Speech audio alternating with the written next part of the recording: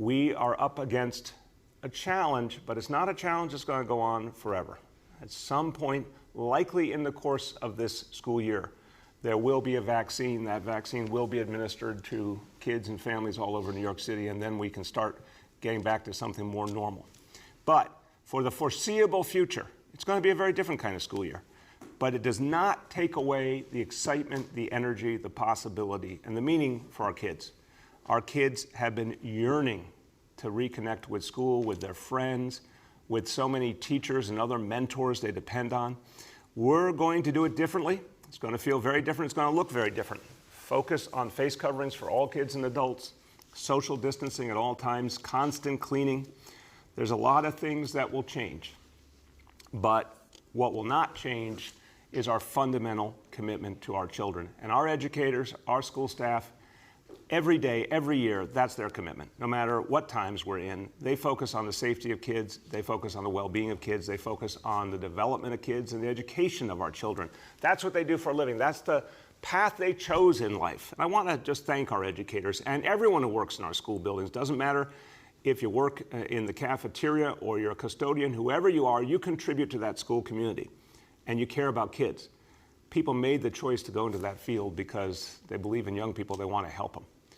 And young people need those positive adult role models and that support, and they're finally going to get it again as school comes back. Now, you look around the country, you see a challenging situation. I am the first to acknowledge it, and if you look at what's happening in other places, it probably causes you a certain amount of concern and a certain amount of doubt. But we're not those other places. I feel for them. I hope and pray that their situation improves soon, but we're not those other places. New York City is different. Everyone around the country can see how different New York City is.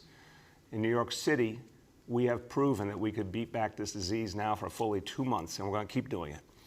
In New York City, the virus rate has been under 3% for 2 months running, extraordinarily low.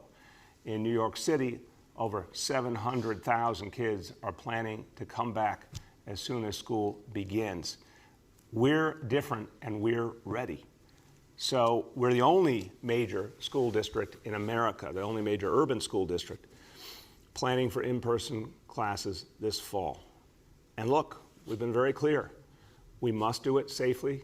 We can do it safely. We've set very stringent standards. We have to meet those standards. If at any point situation changes, I'll be the first to say it. But so long as we can meet those standards, we're going to be ready to serve our kids in September. Now, I want to speak as a parent. I know for the entire time our kids were growing up, for Charlene and I, literally most important thing every single day was the health and safety of our kids. I know every parent is thinking that. As a parent, we're moving forward. I can tell you, I've given the order to move forward only if we can do it safely and effectively in a way that keeps our kids healthy. I know we can. I've seen the preparations. They are outstanding.